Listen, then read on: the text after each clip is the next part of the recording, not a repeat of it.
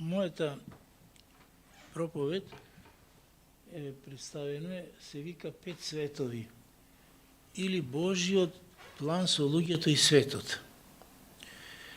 На исток владеат теории во нивните филозофии и религии дека светот циклично оди во некој правец, потоа се враќа на почетната точка и така бесконечно.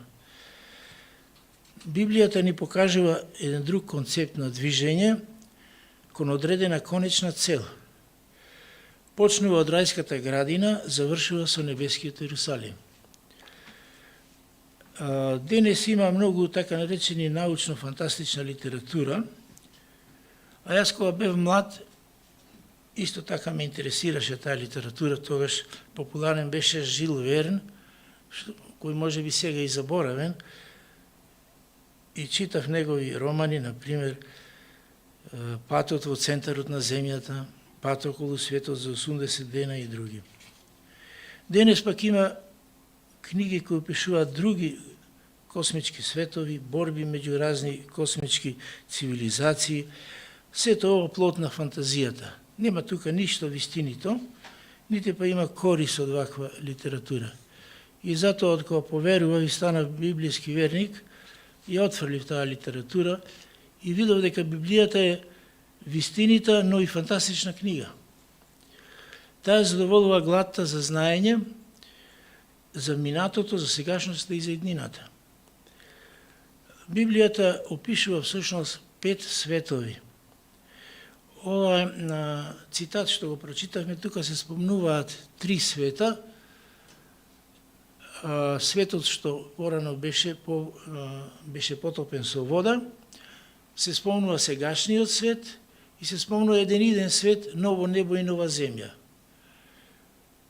Всушност тој е последниот или петтиот свет, додека првиот свет е светот на невиноста до падот во грев. Четвртиот свет тука не е спомнат, тоа е 1000-годишното царство на земјата.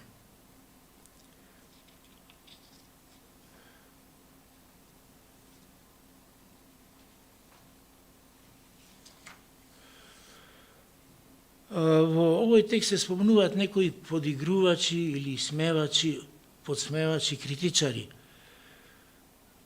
Денеска истогаш било така и сега ги има многу. А зошто постојат овие? Прво, тие не го читаат, нити познаваат Божјото Слово, ако пак го читаат, не го веруваат, а и не го ни сакаат. Значението на Светото писмо. Библијата јасно зборува како почнал овој свет. Многу се важни првите 11 глави од Прва Мојсиева, до Вавилонската кула вклучително. Веќе во 12 глава опишан е повикот на Аврам од Бога. Овие први глави се многу важни. Од сите нив се цитира во Новиот Завет. Така да Стариот Завет не може без Новиот и обратно.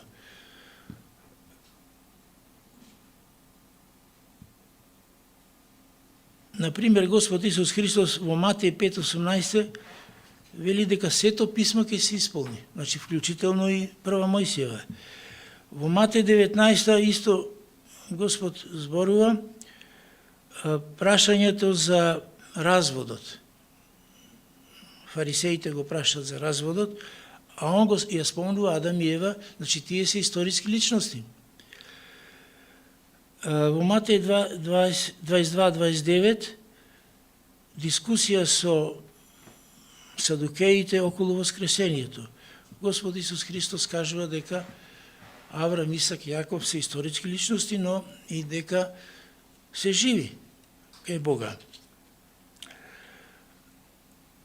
Интересно и во Евангелието според Лука. Лука истражил се од почетокот и затоа во 3 глава го дава целосниот родослов на Исус Христос. И тука оди до Адам, значи Адам е историска личност, кој е син Божи. Значи Лука ја призна Прва Мојсиева. Исто така е многу интересно Лука 24 глава, патот за Емаус. После распнувањето на Исус Христос, два ученика, едниот се смета дека бил Лука, другиот Клеопа, одат кон селото Емаус, а Господ Исус Христос им се придружува, воскреснатиот Исус Христос како обичен човек, тие два го познаваат, и после доживуваат да тој им ги објаснува Светото Писмо, почнувајќи од Мојсиевите книги, псалмите и другите писанија. И тогаш, слушајќи го, вика, срцето наше гореше.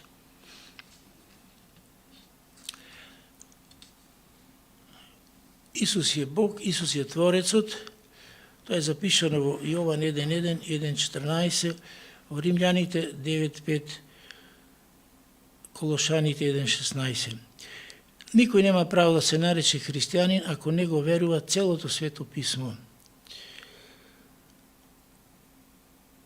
Во Јован 5.47 Исус го потврдува Мојсиев и неговите писанија. Ако не верувате на неговите писанија, како ќе верувате на моите зборови? Вика Исус на своите современици. Кој не го верува Мојсие, не го верува нити Христос. И Христос рече, пред Адам, Аврама, јас сум. Кои се грешките на современиот човек? Па може би некој и од верните ќе биде збунет. Ќе речи, па ова науката кажуваат милиони години, илјадници години.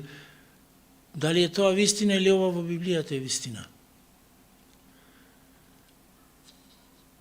Од каде е таа разлика? Непроменливост во природата. Во цитатот видовме, вика, луѓето вика, или викале и тогаш и сега, откога се умреа нашите татковци, се си стои така, вечно си е така. Значи, ако сакаме да знаеме нешто за минатото и за иднината, ќе посматраме сегашниот свет. Физички процеси како се случуваат. Во Америка има голем кањон на Колорадо. Тоа е светско чудо и сите луѓе што одат таму сакат да го посетат и да го видат. Огромна провалија, одиш на рамно место и таму илјадници метра длабоко тече една оддалеку се гледа као мала река. И сега, што прават научниците? Ќе мерат таму колку песок се понесува на час или на ден или на месец и ќе помножат тоа во број на години, па колку тоа сето материјал бил однесен во морето. Дали е тоа исправно? Дали секогаш важи истите закони што сега важат? Кога бевме деца, си игравме, правивме брани, кога ќе врни дожд, ќе се направи мало езерце, па кога ќе пуштиш наеднаш, ќе истечи водата и таму ќе видиме една како кањон. Значи, кањонот на Колорадо може би настанал за еден месец или помалце. Кога водите од потопот почнале се спуштаат, бидејќи морските басени отишле надолу, планините се дигнале нагоре и континентите и сета вода морала брзо да отиде во морето. Значи, тој принцип на тумачење на минатото на еднината се вика униформизам. Нема чуда, нема Божи зафати во историјата. Ако сакаме да дознаеме вистината, ќе посматраме сегашноста. Но дали е тоа вистина? Дали е тоа прав метод за дознавање на вистината? Бидејќи Библијата вика дека Бог направил радикални интервенции во светот и имало катастрофи. Како се сознава вистината? Тоа е веќе едно филозофско прашање. Еден начин на сознавање на вистината е емпирија, емпириски, значи со експерименти, со нашите чула. Тој е легитимен начин на сознавање на вистината и се користи во науката до ден денеска, со експерименти. Но дали е се подложено на експерименти? Овој начин е неприменлив за настани од минатото и иднината. Има минато кога воопшто немало ни луѓе кои да сведочи. Таму не сме биле за да вршиме експеримент, да посматраме, да гледаме. Од кај знаеме дека постоел Александар Македонски? Никој не го видел од сегашните живи што се, нити може да го види, нити да го праша нешто. Знаеме затоа што некој напишал книги за него, значи сведочи друг. Значи едно сведоштво не води до вистината ако е самото сведоштво вистинито. Без Божјото откровение нема знаење. Божјото откровение е вистина. И затоа она ни кажува оние работи што не може со експеримент да се дознаат. Еве еден банален пример. Например, сакаш во градов да видиш кај се најефтини чевлите. Еден начин е самиот да одиш, да тргнеш, да ги обиколиш сите продавници на чевли и да видиш кај се чевлите најефтини. Друг начин е некој да ти каже. Ти каже, во тој и тој продавница, од тој ден до тој ден чевлите ќе бидат намалени 20%. Значи, си ја дознал вистината без лично да ја... Ете, тоа е разликата што така наречената наука и да не бидеме збунети. Вистината е во Светото Писмо. Може би тешко се доаѓа до неа, али треба вера. Во текстот вика подсмевачите сакаат да живеат според своите страсти. Значи тие тоа не го кажуваат затоа што докажале дека е така, дека како што е сега, секогаш така било, туку угодуваат на своите страсти.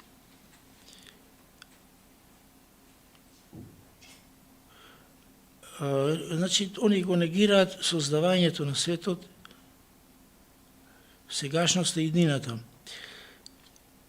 Вакви луѓе има и во теолошките школи. Мнозина што одат во високи теолошки образование може да бидат изненадени да сретнат професори кои не ја веруваат целосно Библијата. Внесуваат сомнеш, особено кај младите, и може да им го срушат верата. Тие се значи, такви тумачи, што ние треба да ги прашаме кој дел од Светото Писмо треба да го веруваме, кој не, кој да го примаме со сомневање. Бог не мислел така, како што пишува, мислел инаку.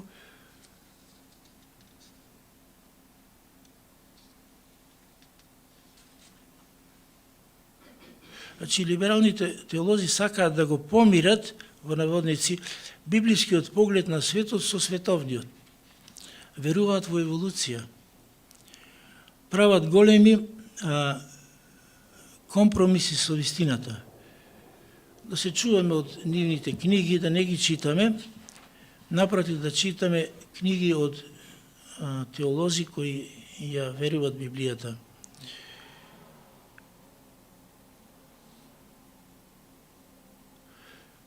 Резултатите од вакви сваќања се што не е подложено на емпирија се негира. Следува многу учење на Библијата. Се негира создавањето на светот, големот експлозија, па настанал светот.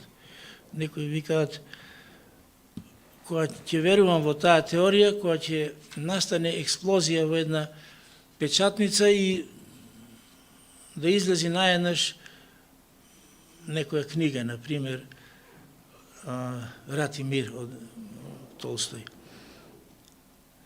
На времето книгите не се правеа со куцање на компјутер како сега, туку имаше специјални техничари кои оловните букви ги собираа и замисли експлозијата сите тие букви да ги размеша и да се створи таа книга.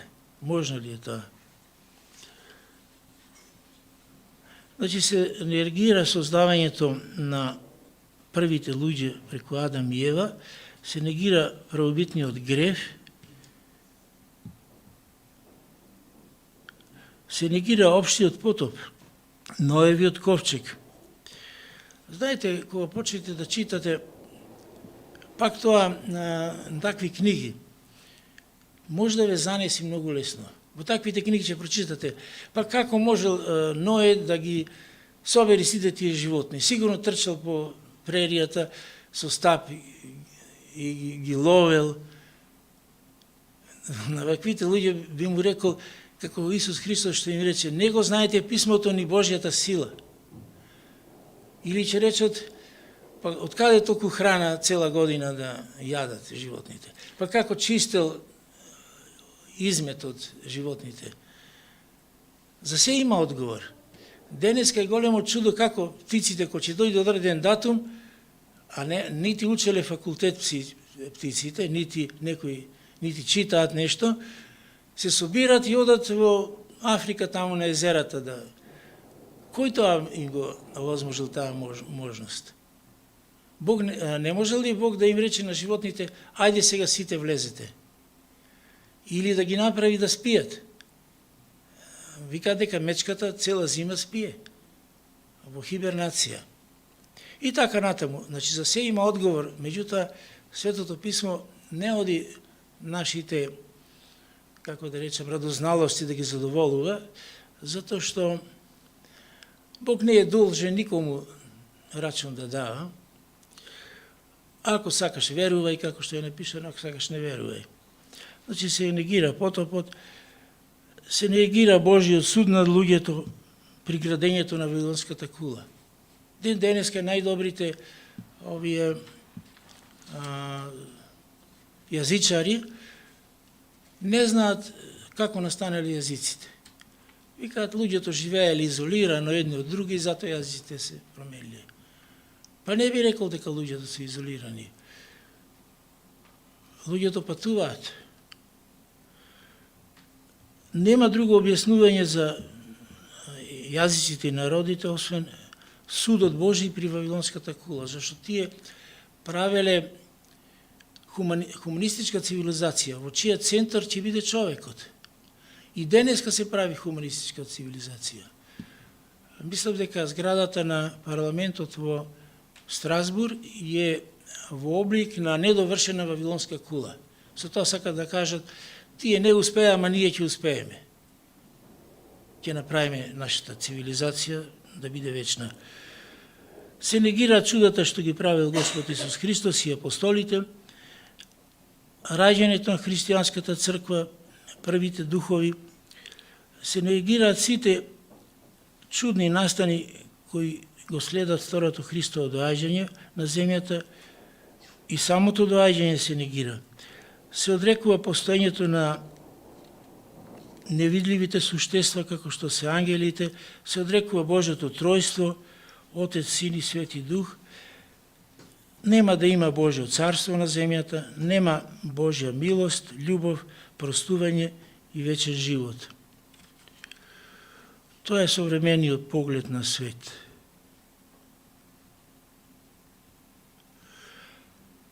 Но ако Библијата се чита правилно и се толкува правилно, се откриваат 5 различни светови или космологии. Космологија доаѓа од грчкиот збор космос и логос, значи наука за светот, наука за уредениот свет. Од што е создаден, како е уреден, како функционира светот. Интересно е дека ако овие светови ги споредиме според особините нивни, ќе бидеме изненадени како тие се разликуваат. Тие толку многу се разликуваат што нити еден не личи на другиот. Тоа е исто како, например, ако лично хипотетични човек да бил во 5 различни планети и да видел 5 различни светови. Толку се различни меѓу себе.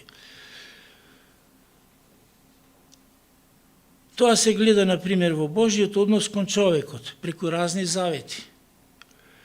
Односот на ангелите према Бог и према човекот бил различен во сите овие светови. Разлики во природните процеси, како функционира природата, географијата, климата, растенијата, животните, односот меѓу човекот, растенијата и животните. Например, денешната земја има океани и континенти, но така не било секогаш. Континентите се разделиле после потопот. Климата на предпотопната земја била сосема различна од денешната. Таа била, значи, во целиот свет имала пријатна субтропска клима, немало дожд, а сепак се подигала роса наутро и сета земја се наводнувала. Немало високи планини, немало големи мориња, меѓутоа денеска е сосема поинаку. Денеска има високи планини. Денеска има многу седиментни карпи или седиментни стени, што настанале после потопот, затоа што кога се смирила потопната вода, многу од раздробените карпи се таложеле и понатаму и се скамениле. Во нив се наоѓаат многу фосили на предпотопните животни. Денешните животни се разликуваат од предпотопните животни. Тоа може да се види по музеите. Па дури во нашиот музеј тука во Скопје има коски од мамути и од други животни кои се различни од сегашните животни. Да ги наброиме сега овие петте светови. Првиот свет траел од создавањето па се до падот во грев на Адам и Ева. На почетокот од првиот свет Бог рече: тогаш Бог погледна на се што создаде и ете се беше многу добро. Не знаеме колку траел овој свет. Мнози на теолози викаат дека траел доста кратко. Вториот свет, или свет број 2, постоел од човековиот пат во грев или еденското проклетство, па се до општиот потоп. Тоа е сосема различен свет од првиот.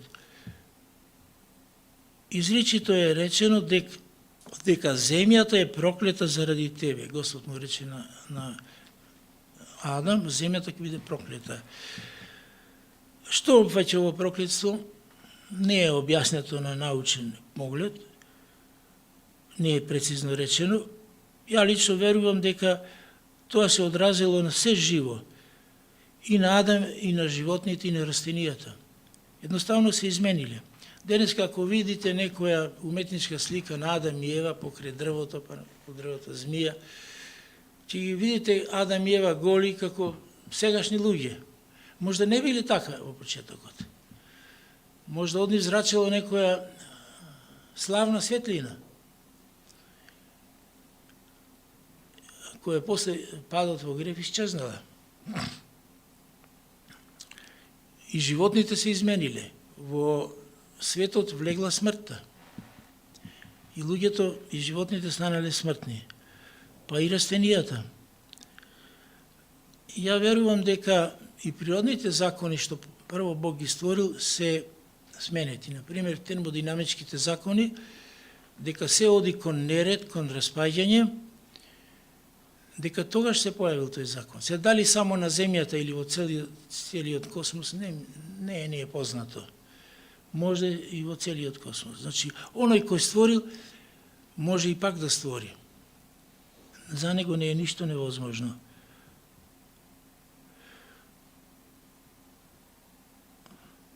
Работата станала тешка за Адам, сложена, земјата тешко му раѓала плодови за исхрана, му раѓа трња и коров. Се јавил страх и загриженост, човекот се крие од Бога. Сам си создава своја религија, например Каин.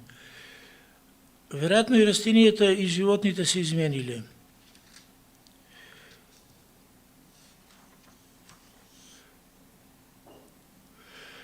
Веројатно и географијата се изменила, но не знаеме детали. Во светот владее законот на распаѓање. Генетиката, например, скоро откриена наука,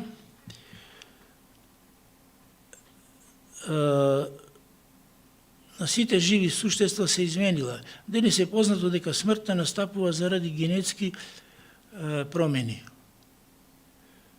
Значи, ако овладаме со гените, теоретски значи дека луѓето ќе станат бесмртни. И на ова многу се работи денеска, но за жал не со добра намера.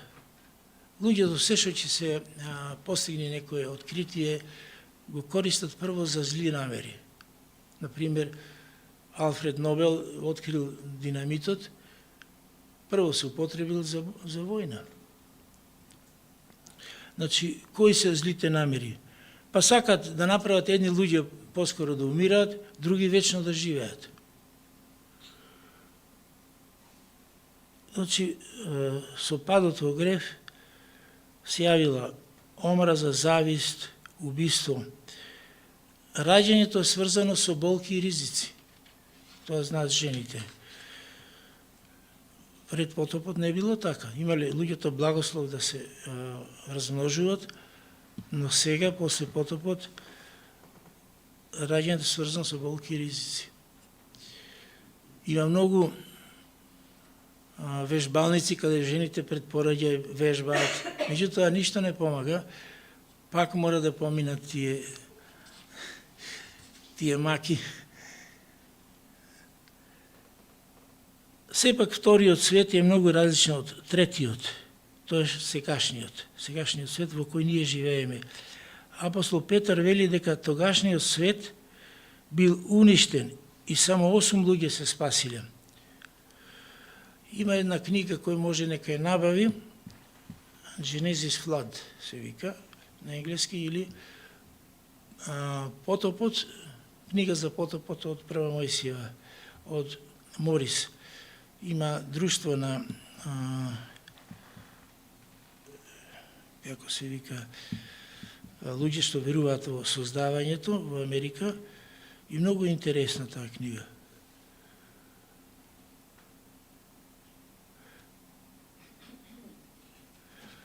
Интересно е што за преминот од вториот во третиот свет, во денешниот, во Прва Мојсија 6 глава, светот дополнително се расипал од страна на побунетите ангели, кои внесле генетски промени кај луѓето, а може би и кај животните.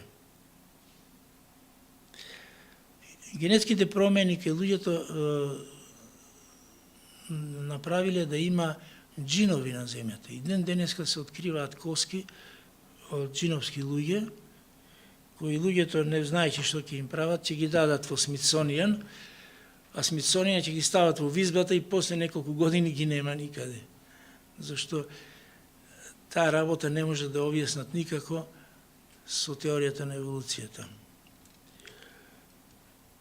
И Смитсонијан е еден музеј во Америка најпознат, кој не знае, тој прво бил некој си човек љубител на старини, собирал во Англија, и после кога се приближила смртта, дал оглас кој сака да ги земи сите тие археолошки работи што ги има, се јавиле во Америка некој, и оттоаш се преселил во Америка. И понатаму се збогатува.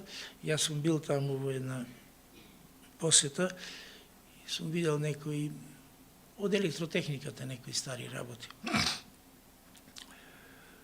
Сега, ако гледате и некои релјефи од Стара Грција, од Асирија, од Египет, ќе видите богови со глава на птица, тело на човек. Кентаур, например, има пола тело на човек, а другото е конј. Или од Асирија бик со глава на човек. Што мислите, дали постоеле такви? Никој не знае, но ја верувам дека постоеле. Зашто и денеска се истражува на такви создавања на химери, да се вкрсти човекот со животното.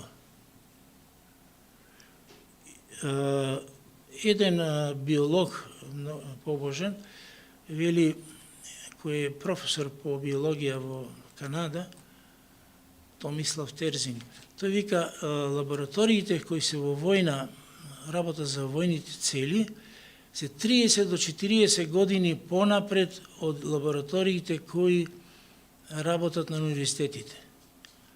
И тие, вика, не објавуваат своите откритија, како што објавуваат овие истражувачи од универзитетите.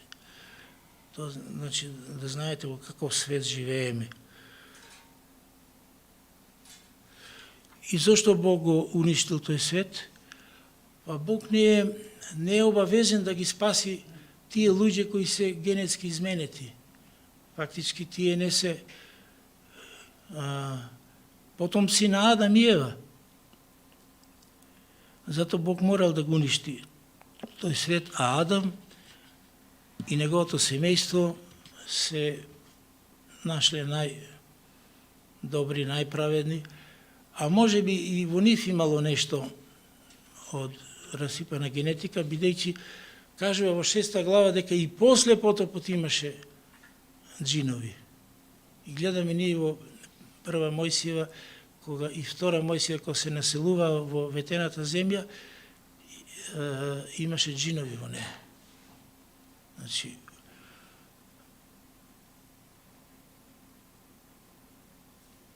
вториот свет се смета, судејќи според генеалогите на луѓето што се наведени, дека траел 1356 години од прилика, ако некоја генеалогија не е испуштена.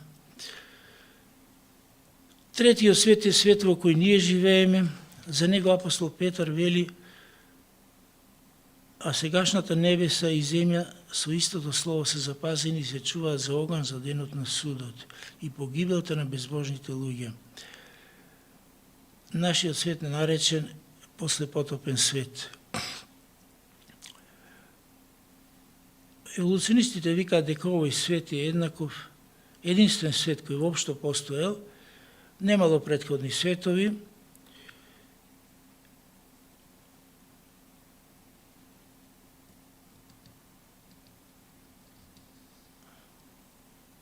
Например, денешниот свет се разликува од претходниот, што денес имаме годишни времиња. Например, климата е многу различна од предпотопната клима. Наместо една пријатна клима, имаме 4 годишни времиња, имаме на половите вечен мраз и климата зависи од географската должина, ширина, од континентите, од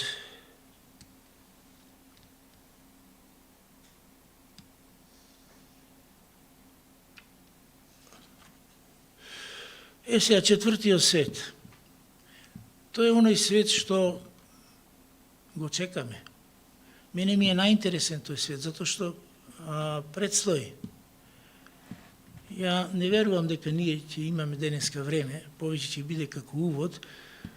Може би друг пат ќе зборуваме за четвртиот свет.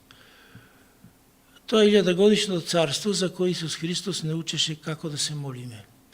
И да велиме да дојде царството Твое, да биде волјата Твоја како на небото, така и на земјата. Нагласувам на земјата. И сега мнозина, верни, неверни, ја рецитираат оваа молитва, без да се свесни дека со тоа потврдува дека ќе има наредниот свет, ќе биде Божјо царство на земјата. Меѓутоа, тие тоа го прават механички, без да се свесни што зборуваат фактички. Само да ја кажат молитвата.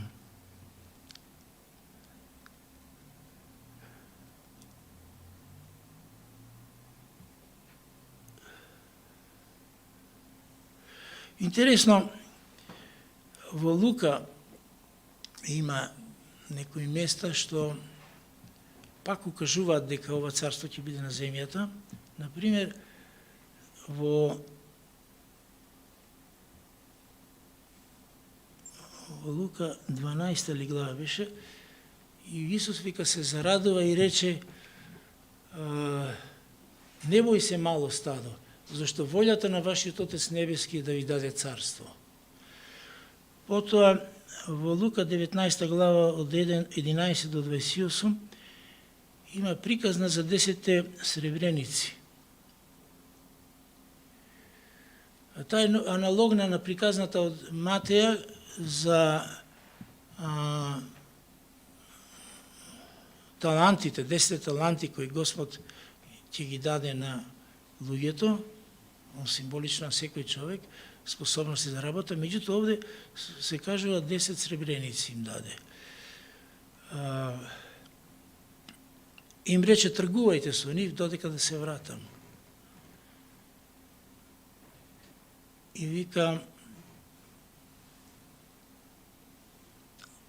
а други луѓе вика рекоа, неќеме тој да царува над нас. И кога се врати, вика, благородникот и го прими царството за себе, и ги повика оние 10 што им даде сребреници да му поднесат сметка. И едниот рече, Господе, твојот сребреник даде уште 10 други сребреници. Ги вложи во промет, во работа со нив и заработив. И браво слуго, добри и верни, му рече Господ.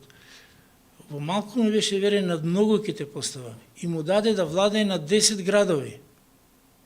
Многу интересно, да владее над градови. Она во Матеја вика нешто друго, меѓутоа овде вика да владее над 10 градови. Другиот што заработил 5, му вика, еве ти власт над 5 градови. А третиот таму се јавува, вика, Господару, ти си многу силен господар, земаш кај што не си оставил, и јас се уплашив од тебе и го завитка во крпче и го скрив. И он му рече, зли слуго, знаеш јас каков сум, зашто не го даде среброто моје на трговците, кој ќе дојдам да го земам со камата. И го испрати во проклетство. Ова зашто го зборувам? Да владееш на 10 градови, значи, оно наредното царство, што ќе биде четвртото царство, ќе има потреба од администрација. Зашто целата Библија сведочи, еве и во Данијел, дека доаѓа царство во кој ќе владее Господ Бог лично, а верните или царство се биде предадено на светиите, пишува во Данијел. Значи, ако сме ние свети, ние ќе владееме. Сега, зашто се негира ова четвртото царство? Што мислите? Дали, да речеме, Ирод, царот, беше многу лош човек, па ете, кога слушна дека друг цар се родил, и одма нареди да се истепат сите деца од 2 години нагоре, или до 2 години, што се во Витлеем и околината. Не ќеше друг цар да царува. Јас лично имам искуство, разговор со некои колеги на факултет, му сведочам вака, така ќе биде Царство Божјо. И еден професор кој ми беше и предпоставен рече, не ќе ме дојде царува над нас. Интересно, сите тие изрази што се среќаваат во Светото писмо, се среќаваат и во секојдневниот живот. На друг кој сум му зборувал за потопот, ми рече, и ми беше близок, вика, се си е така од почеток. Од кога умре нашите стари, се си е така. Истите зборови. Интересно.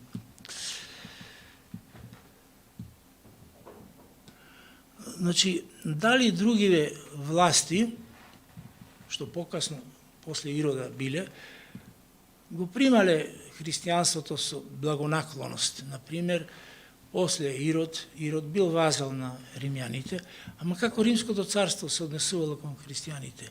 Зошто не ги сакало? Па они зборувале дека има друг цар, дека ќе дојде друг цар. И затоа и ден денеска е така. Комунизмот кога се појави, и тој ја гонеше црквата. Сега, кога виде дека институционализираната црква може да му користи, а институционализираната црква, таа не верува овие работи. Вика, се моли царство на земјата, ама се мисли на ова царство да се реформира, да се подобри преку црквата.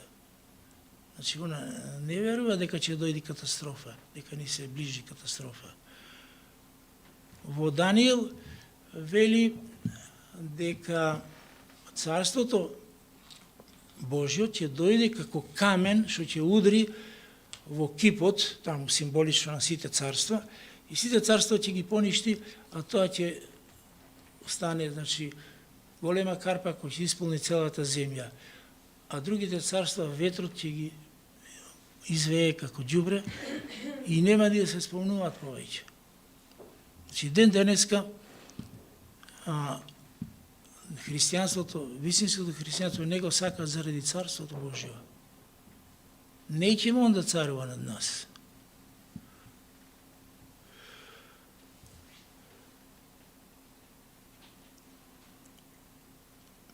За својството на тоа царство, може би друг пат ќе зборуваме, но можете да си прочитате во Исаија, например, чудни работи, како животните ќе пасат трева, сите и лавовите, и како деца ќе си игра со змија. Бог може сето тоа да го направи. Значи, не се основиваме на овие процеси и што ги гледаме денес. Бог може да створи.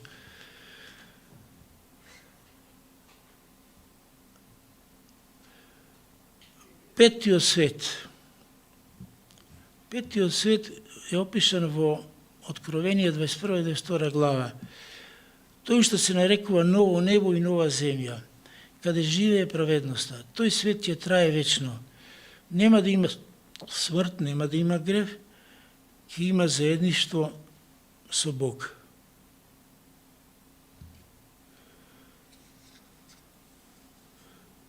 Уште 10 минути најмногу. Може и вака некои дискусија за сегашниот свет, да речеме, ако се цени генеалогијата, што е дадена во Светото писмо, например, од Адам до сега, отприлike имаме 6000 години. Сега, ако сме близу 6000, и како што реков, према генеалогијата на предпотопната луѓе, 1656, ако од денешен ден до потопот околу 4344 години има. Од Христос до потопот 2344. Од Мојсија до потопот има 844 години. Од Аврам до потопот има 344 години.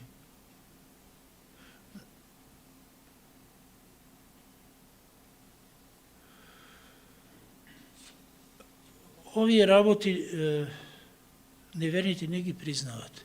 Тие уживаат да зборуваат за илјадници, милиони години. Дури кога би се ова прифатило, некои научници би дошле до многу подобри резултати и во тумачењето на историјата, настанокот на некои народи, зашто сите народи настанале од фамилии. Како што гледаме дека еврејскиот народ настанал од фамилија. Или ако го дискутираме сегашниот свет уште неколку збора, е составен од неколку подпериоди, но тие сите не се толку големи, многу различни, затоа што оние карактеристики на свет, на космос, уреден, се задржуваат. Значи, климата е иста, географијата е иста, односот на Бог со човекот е ист, односот со ангелите, односот на човекот со животните и растенијата. Сепак има промени, подпериоди, сепак тоа представува една космологија. Например, големи промени настанале од потопот до Вавилонската кула. Негде може неколку стотини години. Луѓето одново се размножиле, но должината на животот постепено се намалувала, за да после повеќе генерации се смири на износ од околу 100 години. Например, Мојсија живеел 120 години. Зошто е тоа така? Има можда две толкувања. Интересно, ако се на една скала нанесат животи, долготрајноста на животите на патриарсите од Ное па натаму, се добива една експоненцијално опаѓачка крива, која доаѓа до некое стабилно ниво. Едно тумачење дека од 8 луѓе кои биле, после морале да се земат меѓу себе роднини и така се намножиле луѓето. Но стапување во брак меѓу блиски роднини ја деградира генетиката на човекот. А второ, дека сегашниот свет го нема оној заштитен воден омотач, што во прва Мојсија пишува дека Бог створи свод и го раздели водата од водата, зашто таа вода од неа станал потопот, од води од земјата кои излегле и води кои паднале од небото. Значи, земјата имала уште една сфера од вода која ја штитела од космички зрачења.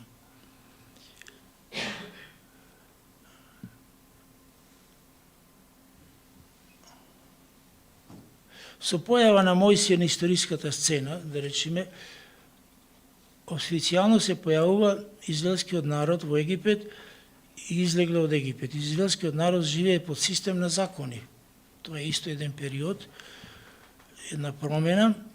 Со раѓање животот на Спасителот, Бог го отврлил Мојсиевиот закон како начин на спасување и сега важи ист начин на спасување преку Христа како за евреите, така и за другите народи. Бог го започнал пред 2000 години програмот со црквата. Во однос на географијата, овој свет се разликува од претпотопниот со големи водени пространства и океани и мориња.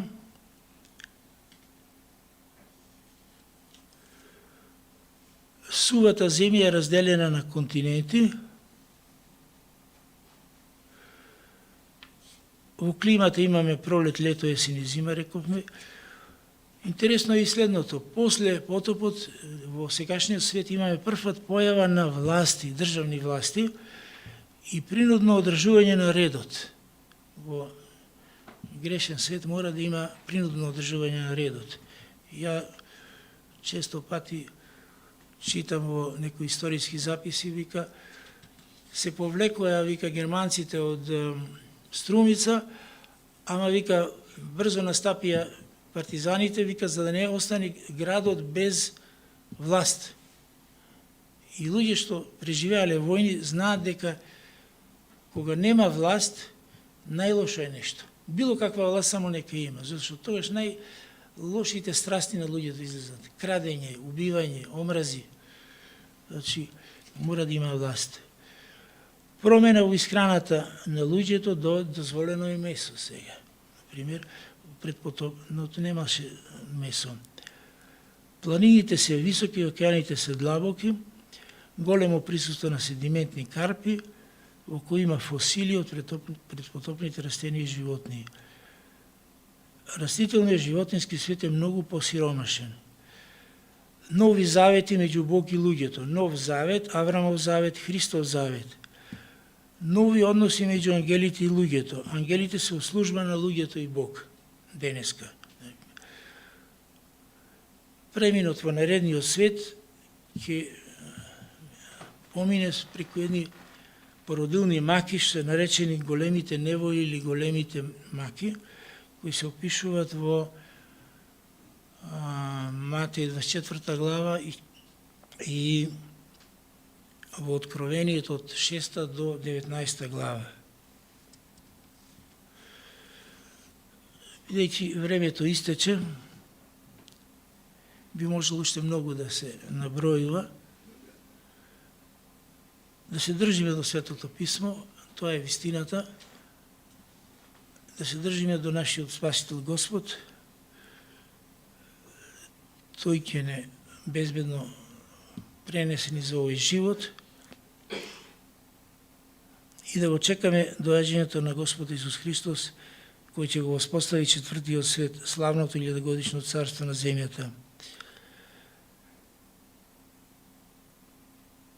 Дали се радуваме на тој настан, дали го очекуваме, дали копнееме за него? Библијата завршува со зборовите: да, доаѓам скоро. Амин. Да, дојди, Господи Исусе. Благодатта на нашиот